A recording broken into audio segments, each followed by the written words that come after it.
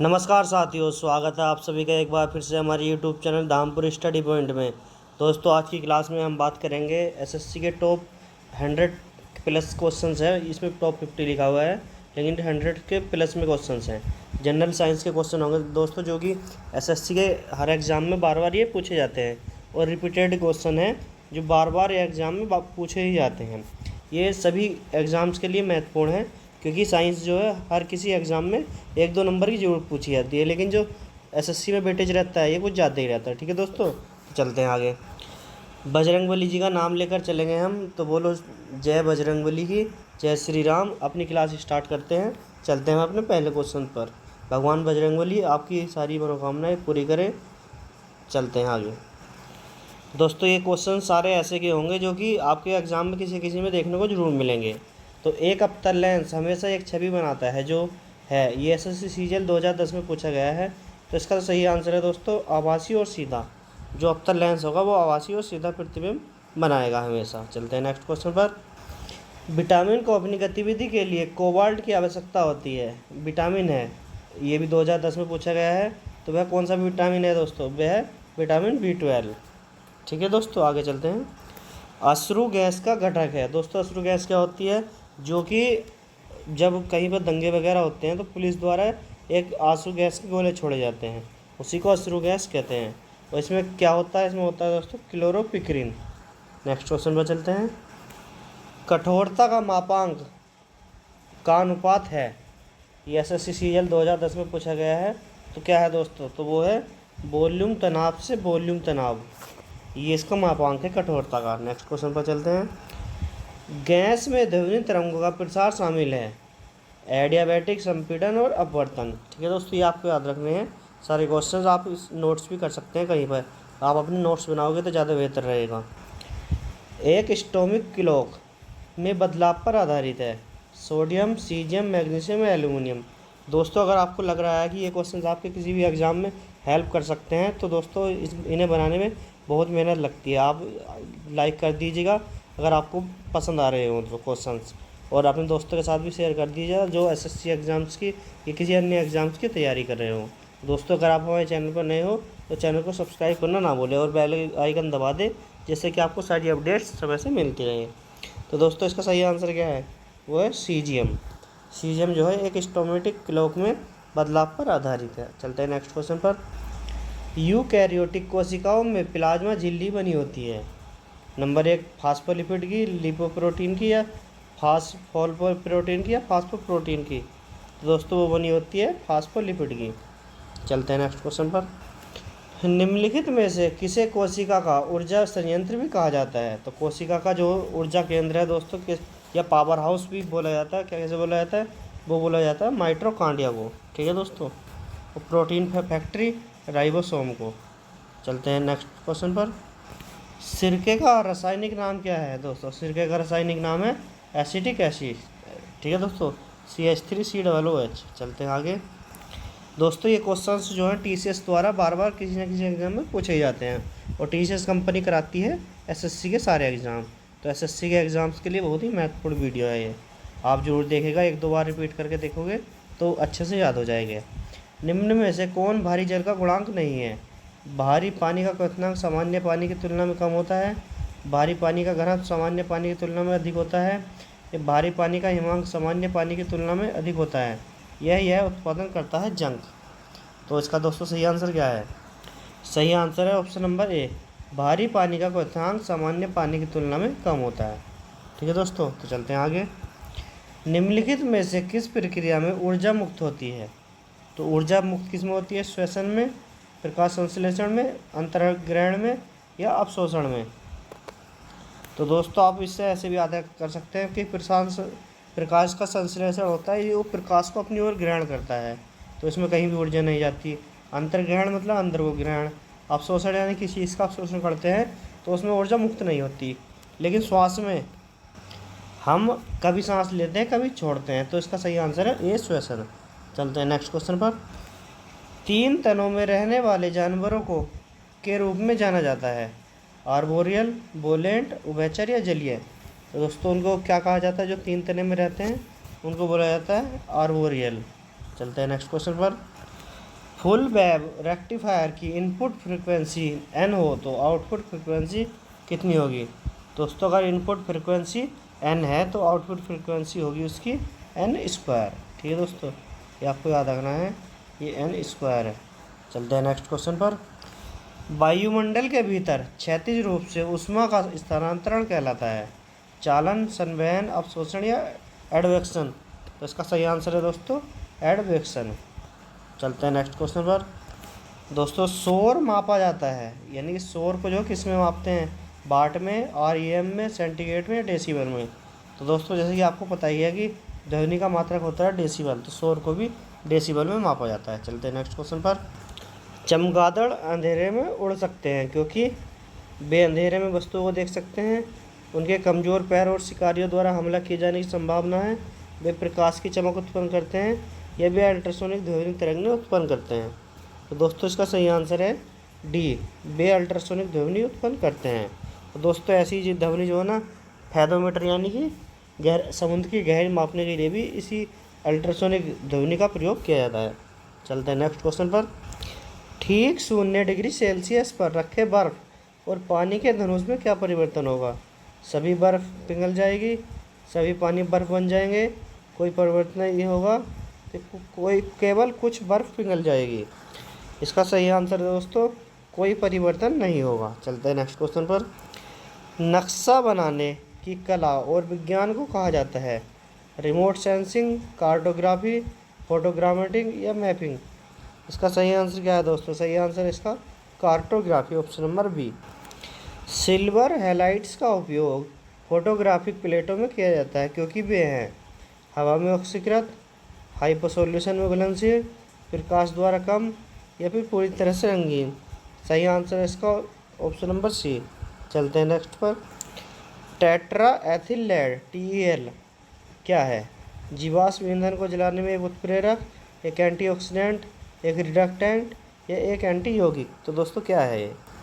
इसका सही आंसर है दोस्तों एक एंटीनोक यौगिक। क्यूरी पॉइंट वह तापमान है जिस पर पदार्थ रेडियोधर्मी हो जाता है, धातु चुंबकीय गुणों को खो देता है, धातु चालकता खो देता है या फिर धातु का रूपांतरण होता है? तो क्यूरी पॉइंट क्या है, कौन सा बिंदु है? धातु चुंबकीय गुणों को खो देता है। क्यूरी पॉइंट वह तापमान है जिस पर धातु चुंबकीय गुणों को खो देता है। परमाणु ऊर्जा के उत्पादन के लिए प्रयुक्त आइसोटोप है, तो दोस्तों क्या है ये? वह यूरेनियम 235 परमाणु ऊर्जा के लिए इसमें आइसोटोप्स होते हैं, यानी कि समस्थानिक। चलते हैं आगे। भूमध्य रेखा पर गुरुत्वाकर्षण के कारण हैं ध्रुवों पर उससे कम है, ध्रुवों पर उससे अधिक है, ध्रुवों पर उसके बराबर है, ये पृथ्वी के केंद्र पर सारा त्वरण पर निर्भर नहीं करता है? इसका सही आंसर है दोस्तों ऑप्शन नंबर ए, ध्रुवों पर उससे कम है। जो गुरुत्वाकर्षण है भूमध्य रेखा की अपेक्षा ध्रुवों पर कम होता है। चलते हैं नेक्स्ट क्वेश्चन पर। निम्नलिखित में से कौन सा एक न्यूक्लियॉन नहीं है? प्रोटॉन, न्यूट्रॉन, इलेक्ट्रॉन या पॉजिट्रॉन? तो दोस्तों परमाणु में प्रोटॉन भी पाया जाता है, न्यूट्रॉन भी पाया जाता है और इलेक्ट्रॉन भी, लेकिन पॉजिट्रॉन नहीं पाया जाता। इसका सही आंसर ऑप्शन नंबर डी है। ठीक है दोस्तों। लेड पेंसिल के निर्माण में प्रयुक्त सामग्री है ग्रेफाइट, शीशा, कार्बन या माइका? सही आंसर है दोस्तों इसका ग्रेफाइट, ये लेड पेंसिल में यूज किया जाता है। घर्षण का कोण और विश्राम कोण है, यानी कि एक दूसरे के बराबर हैं, एक दूसरे के बराबर नहीं है, एक दूसरे का अनुपातिक है या उपरोक्त में से कोई नहीं? इसका सही आंसर है दोस्तों एक दूसरे के बराबर है। जो फ्रिक्शन होता है उसका कोण और विश्राम कोण वो एक दूसरे के बराबर होते हैं। गलत प्रकार का रक्त लेने वाले व्यक्ति का क्या होता है? यानी दोस्तों किसी का ए पॉजिटिव ब्लड ग्रुप है, अगर उसको ओ पॉजिटिव चढ़ा दिया, यानी कि ऐसा ब्लड ग्रुप चढ़ा दिया जो उसका मैच नहीं करता, तो क्या होगा? सभी धमनियाँ संकुचित होती हैं, सभी धमनियाँ डायल करती हैं, RBC एग्लूटिनेट होता है, पिलिया और लिम्फ नोड्स बिगड़ती हैं। इसका सही आंसर है दोस्तों RBC जो है ना वो एग्लूटिनेट हो जाएगा। यदि किसी व्यक्ति की बंदूक से लगी चोट से सभी गोलियां नहीं निकाली जा सकती हैं तो इससे विषाक्त हो सकती है पारा, शीशा, आयरन या आर्सेनिक? इसका सही आंसर है दोस्तों आर्सेनिक हो सकता है उसमें। नेक्स्ट क्वेश्चन है दोस्तों, दाद एक डैश रोग है, तो SSC CGL 2010 में पूछा गया है। दांत कैसा रोग है? बैक्टीरिया, प्रोटोजोआ, वायरल या फंगल? सही आंसर है इसका ऑप्शन नंबर डी फंगल। दांत जो होता है वो फंगस से होता है। नेक्स्ट क्वेश्चन पर चलते हैं। पिट्यूटरी ग्रंथि स्थित है दिल का आधार, मस्तिष्क का आधार, गर्दन या पेट? इसका सही आंसर क्या है दोस्तों? सही आंसर है इसका मस्तिष्क का आधार, जो माइंड में होती है वो पिट्यूटरी ग्रंथि होती है। लार किसके पाचन में मदद करती है? वसा के, स्टार्च के, प्रोटीन के या विटामिन के? तो दोस्तों लार किसके पाचन में मदद करती है? स्टार्च के। ठीक है दोस्तों, आपने देखा भी होगा कि जब जो हमारे जानवर होते हैं वे जब जुगाली वगैरह करते हैं तो वहाँ से झाग वगैरह निकलते हैं, तो स्टार्च को पाचन करते हैं तब। नेक्स्ट क्वेश्चन है दोस्तों, मानव शरीर की सबसे लंबी हड्डी है? यह SSC CL 2011 में पूछा गया है। उल्ना, ह्यूमरस, फीमर या टीबिया? सही आंसर है इसका दोस्तों फीमर, जो कि हमारी जांघ में पाई जाती है। ठीक है दोस्तों, यह याद रखना आपको। नेक्स्ट क्वेश्चन पर चलते हैं। चंद्रमा पर ले जाने पर एक पेंडुलम की समयावधि होगी, वही रहता है, घटता है, शून्य हो जाता है या बढ़ जाता है? दोस्तों आप पेंडुलम तो जानते होंगे, एक ये इससे यहाँ से छोड़ा जाता है और ये फिर ऐसे गति करता हुआ आगे जाता है, पीछे जाता है।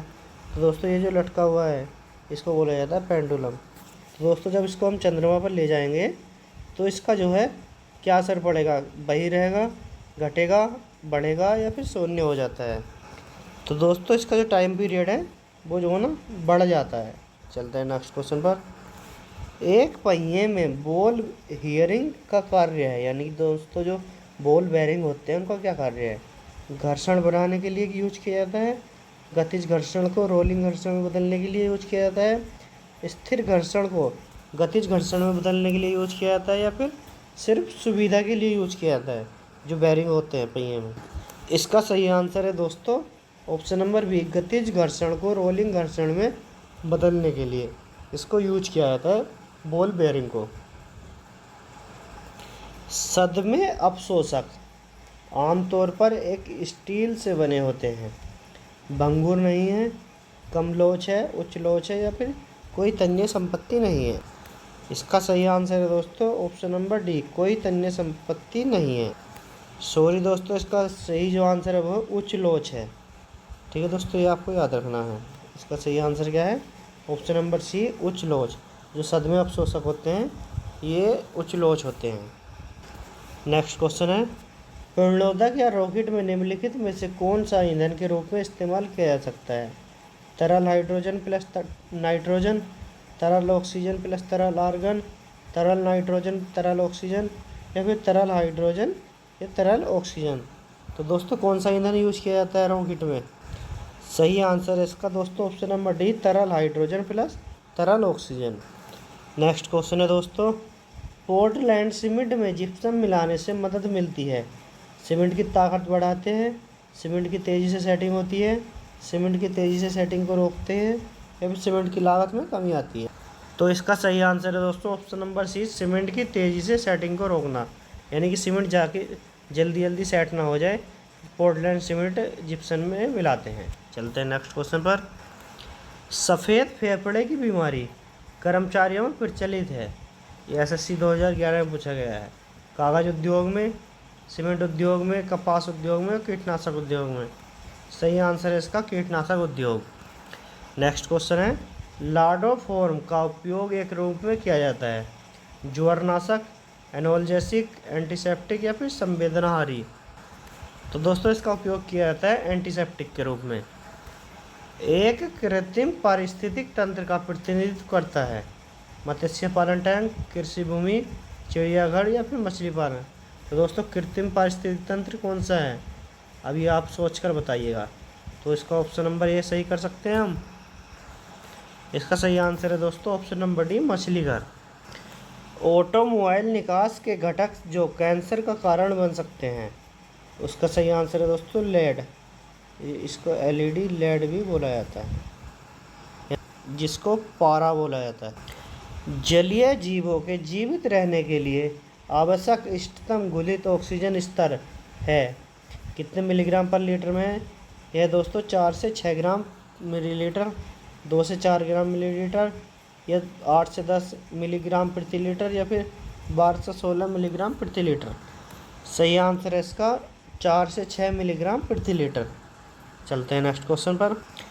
विश्व का एकमात्र तैरता हुआ राष्ट्रीय उद्यान स्थित है दोस्तों वह मणिपुर में, जिसका नाम है केबुल लामजाओ राष्ट्रीय उद्यान। ठीक है दोस्तों, केबुल लामजाओ। नेक्स्ट क्वेश्चन, स्मॉल पॉक्स के लिए टीके का आविष्कार किसने किया था?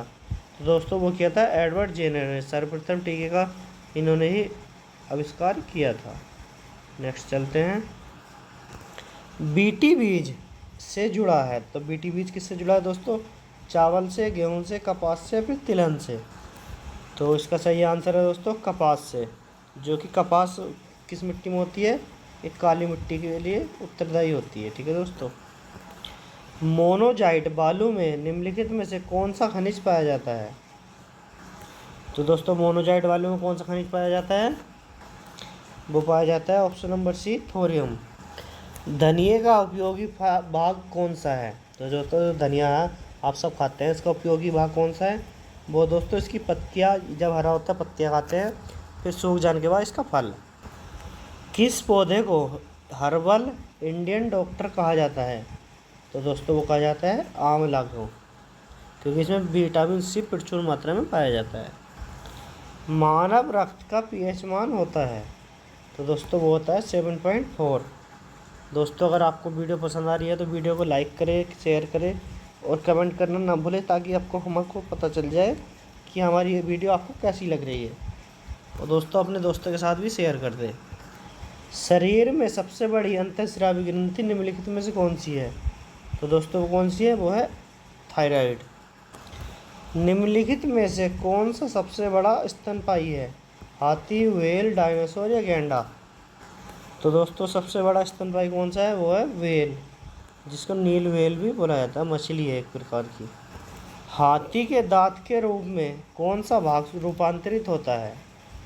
क्रेनाइन, प्रीमोलर, दूसरा इंसाइजर या फिर मोलर? इसका सही आंसर है दोस्तों दूसरा इंसाइजर।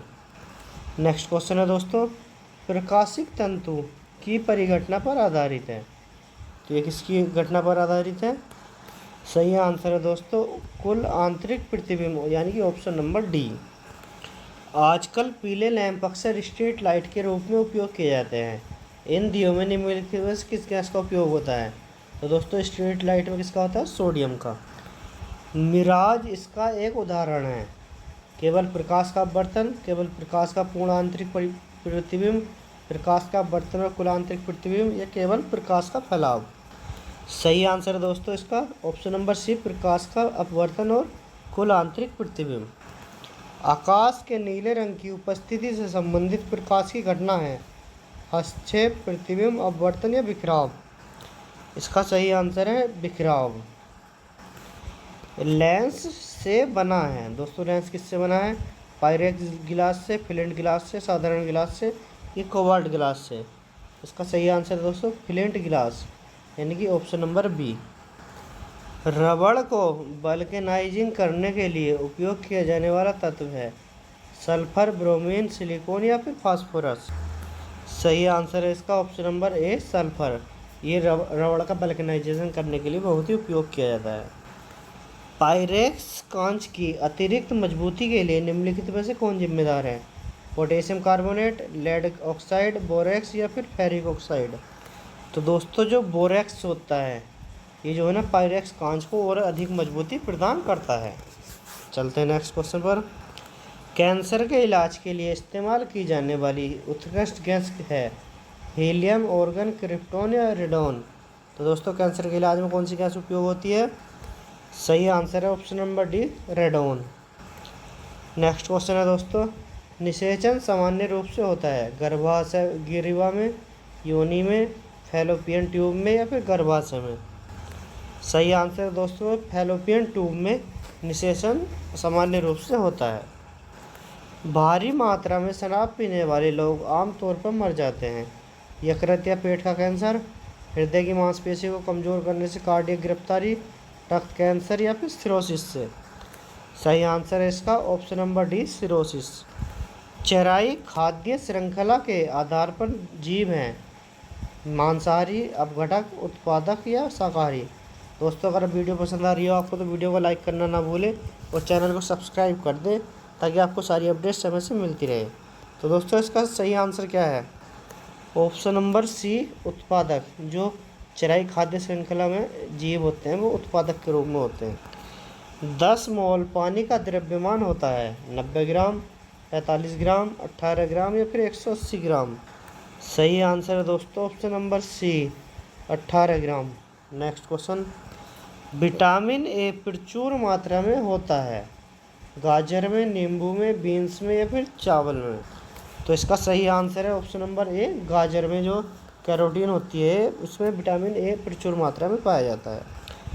हाइड्रोजन सल्फाइड या हाइड्रोजन क्लोराइड की तुलना में पानी का उच्च क्वथनांक के कारण होता है ध्रुवीय इंसुलेशन के, वैन बॉल्स आकर्षण के, ध्रुवीय सहसंयोजक बंध के या फिर हाइड्रोजन बॉन्ड के कारण।